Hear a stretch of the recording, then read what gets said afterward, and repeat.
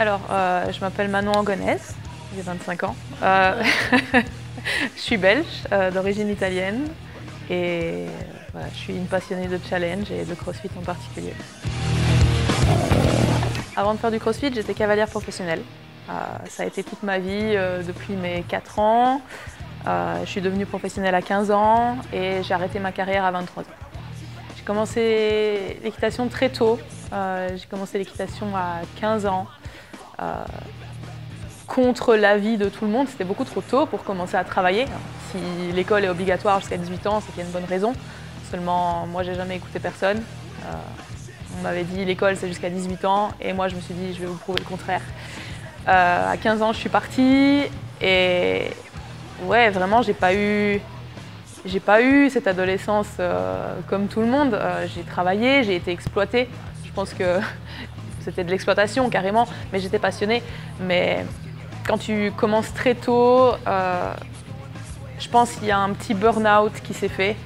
Et à 23 ans j'ai eu envie de vivre une vie différente et de faire les choses pour moi. J'ai été confrontée à un milieu d'argent, j'ai été confrontée à un milieu extrêmement mafieux, j'ai été confrontée à tout un tas de situations qu'une jeune fille de mon âge n'aurait jamais dû être confrontée.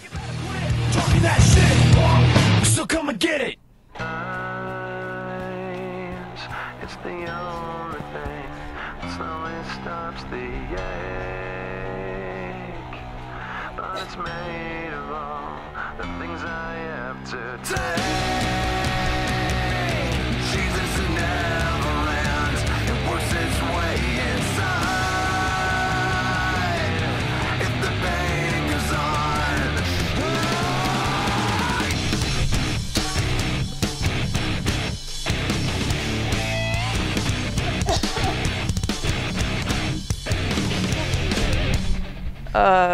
j'avais beaucoup de centres d'intérêt, mais c'était pas l'école en tout cas, ça c'est sûr. Déjà, j'ai toujours eu un problème avec l'autorité, ça a toujours été. J'ai toujours remis en question l'autorité des gens sur moi.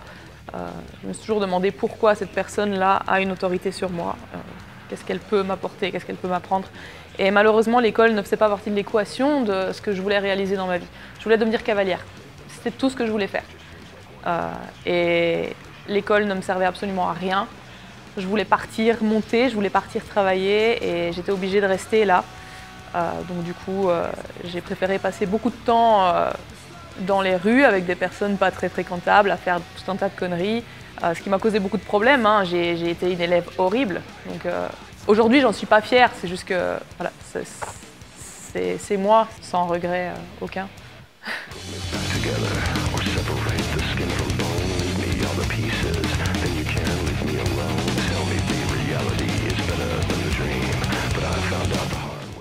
Dans ma phase de transition, j'ai rencontré le CrossFit parce que j'ai voulu devenir préparatrice physique, comme mon papa, qui a toujours été dans le sport, qui nous a toujours poussé à faire du sport, qui était entraîneur de foot, préparateur physique, et je me suis dit, allez, de toute façon, c'est le seul milieu que je maîtrisais, c'était le milieu sportif. Toute ma vie, ça a toujours tourné autour du sport. Et mon maître de stage faisait du CrossFit. C'était, je pense, une des seules personnes de la région qui faisait du CrossFit et je suis tombée sur lui, donc je pense que c'était pas un hasard. Et puis, voilà, il m'a fait tester et c'était parti, quoi. Je veux dire, le lendemain, j'étais sur Internet à regarder ce que c'était les CrossFit Games et je me suis dit, ok, let's go, un jour j'irai aussi.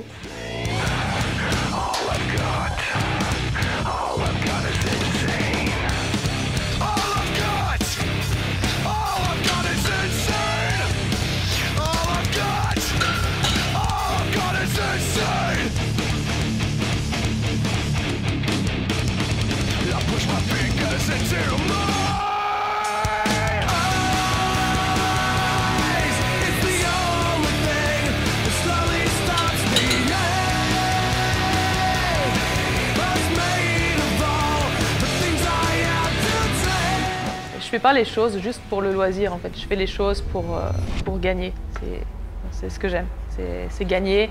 Je fais les choses pour pouvoir dire ça c'est un défi et moi je relève ce défi-là. C'est pour ça que je suis quelqu'un de très extrême et c'est pour ça que quand aussi, par exemple, je prends l'exemple de la montagne, quand j'ai découvert la montagne, la rando ça a été bien un temps mais Moi, ce que je voulais, c'était des choses extrêmes. Et c'est ce que je suis. Voilà. Je fais les choses très à fond. Quitte à me mettre en danger, oui, carrément. Et c'est ce qui m'excite le plus en fait dans la montagne. Et je veux dire, mes meilleurs souvenirs, c'est des moments où, ouais, carrément, c'était des moments de danger en fait. Et sur le moment, bah, tu as des gestes très mécaniques, c'est l'instinct de survie. Donc t'as pas ce stress de dire oh je vais mourir. Et puis après, quand tu regardes la situation de loin, tu te dis putain, il aurait vraiment pu se passer quelque chose de très très grave là. Et à ce moment-là, dans ma tête, j'ai une voix qui me dit et c'est ça qu'on est venu chercher en fait. Donc oui, quitte à me mettre en danger.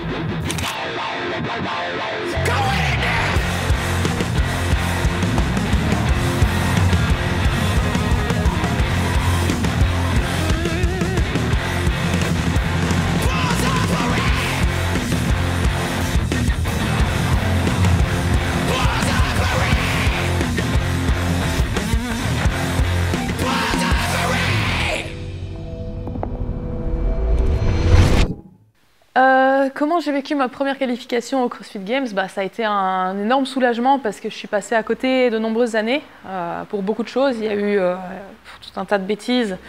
En 2019, on ne va pas revenir dessus, mais voilà, il y a une athlète française qui a eu son ticket devant moi au French et qui s'est fait contrôler positive. Et c'était moi juste derrière. Donc, petit goût amer, surtout que cette année-là, j'étais deuxième au Lowlands, c'est la première qui partait. Juste avant ça, j'étais quatrième aux Italian Showdown et c'était la troisième qui partait parce que les deux premières avaient déjà leur ticket. C'était à l'époque des Sanctionals. Et j'étais deuxième en Belgique. C'était la dernière année de Carmen Bosman qui a eu son ticket via le titre de Fittest in Belgium. Et puis après, bah, il y a eu le Covid. Il y a eu le Covid où là, la terre entière a été arrêtée. J'avais eu mon ticket en tant que championne nationale, mais on n'a pas pu partir parce que voilà, Covid a tout mis à l'arrêt. Et puis en 2022, on s'est planté au quart de finale, on a loupé la deadline. C'est vraiment une erreur complètement stupide.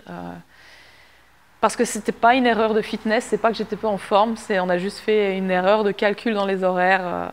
Et puis enfin, 2023, je me qualifie, donc ouais, un gros soulagement parce que j'avais ce poids sur les épaules de me dire mais j'ai ma place aux Games et pourquoi moi je me qualifie pas? C'est quoi cette malchance qui s'enchaîne là? Et donc oui, vraiment un des plus beaux souvenirs pour l'instant de ma carrière.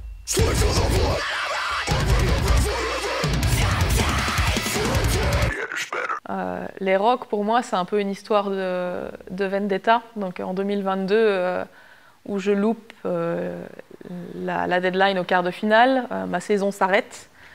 Et je me qualifie au ROG, donc c'est vraiment une grosse revanche personnelle. En 2023, les Games se passent vraiment pas bien. Je me qualifie au ROG, de nouveau, revanche personnelle. Donc vraiment, c'est une histoire de vendetta. À chaque fois, ça arrive à un moment de ma carrière et de ma saison où je prouve que ma place, elle est là quand même, en fait. Même si, de temps en temps, j'ai des downs, moi aussi, mais ma place, elle est quand même là avec les grands.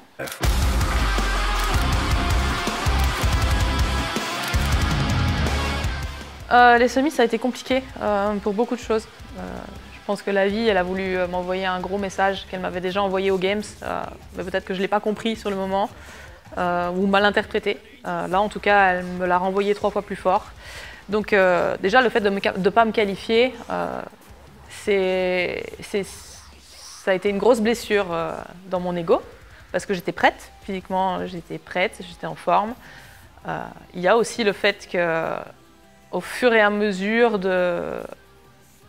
des mois, j'ai senti mon cycle hormonal impacter énormément mes performances, mes fins de cycle particulièrement. Et pas de bol, mon fin de cycle arrivait vraiment les jours des semi-finals. Et je me suis dit, mais ça va aller, on fait attention à l'hydratation, petit boost de magnésium, de fer, on essaie de faire attention aux carences, on essaie de ne pas exagérer les jours avant pour être en forme, pour ne pas être trop impacté. Mais je l'ai vraiment très très mal vécu. J'ai vraiment l'impression que mon corps m'a lâché le premier jour, en fait, directement après le premier WOD. Il a fait un gros shutdown. Et c'est là où je me suis dit, peut-être que tu fais une erreur à vivre sans contraception. Peut-être que c'est pas forcément rendre service à ton corps. Donc déjà, il y a ça. Et c'est pas de bol parce qu'en fait, dans le CrossFit, on a un week-end pour se qualifier aux Games. C'est un week-end. Les autres sports, ils ont plein d'occasions. Nous, on n'a qu'un seul week-end. Et il peut se passer plein de trucs. Tu peux avoir, pour certaines filles, ça peut être les règles. Pour d'autres, ça peut être, elles peuvent tomber malades. Il y en a, ça peut être un décès dans la famille. Puis ça peut être juste un petit down dans la forme.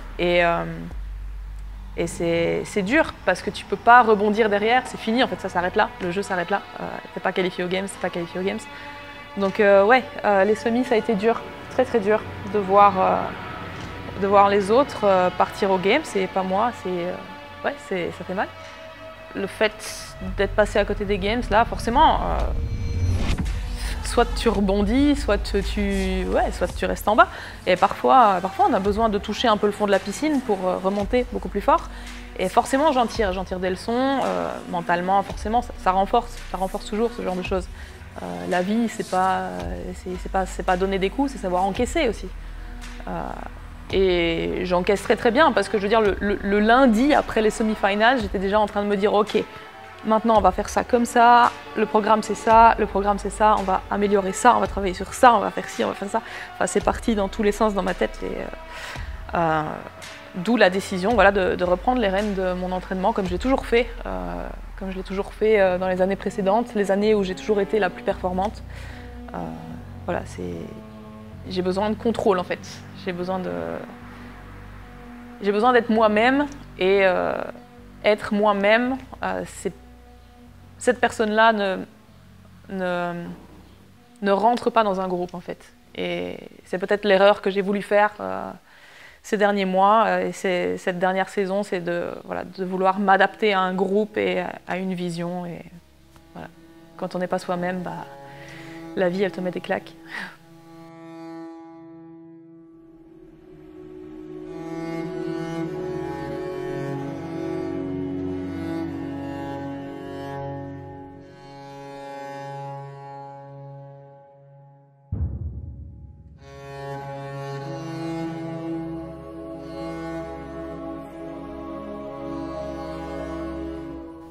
Qu'est-ce qui me pousse à aller m'entraîner? Il y a beaucoup de choses et ça dépend des périodes en fait. Déjà parce que j'ai une obsession de performance depuis toujours.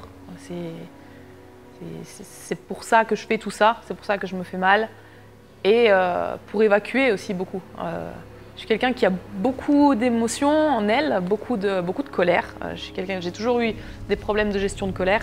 Donc le CrossFit c'est très très bien parce que ça me calme en fait. Et souvent, les meilleures performances que je fais, c'est quand je suis extrêmement en colère, quand je suis vraiment, vraiment énervée au fond de moi. Et là, depuis les semi-finales, je suis vraiment, vraiment très énervée au fond de moi.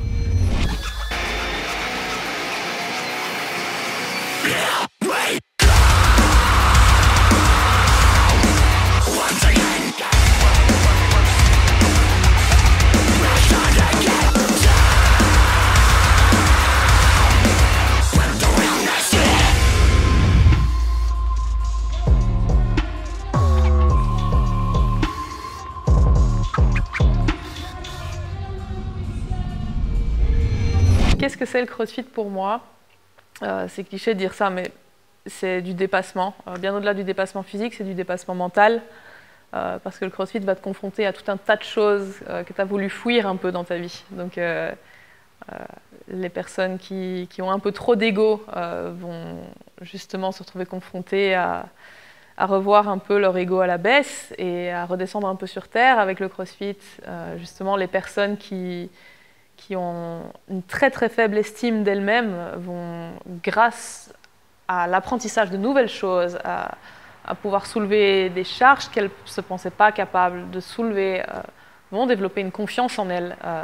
Je veux dire, moi je coach tous les jours, donc ça fait des années que je vois des gens fleurir grâce au CrossFit. Je vois des gens rentrer chez moi extrêmement introvertis, qui n'ont pas confiance en eux, ils ne se sentent pas bien parce que la société elle a des images bien précises de ce à quoi tu es censé ressembler, ou des personnes qui se sont fait détruire aussi psychologiquement par tout un tas d'expériences de la vie. Et le CrossFit aide ces personnes-là et vraiment je les vois fleurir. Et ça, pour moi, le CrossFit, c'est ça. Nous, on en a fait un sport, et on en a fait un sport de matraquer, mais à la base, c'est pas ça le CrossFit.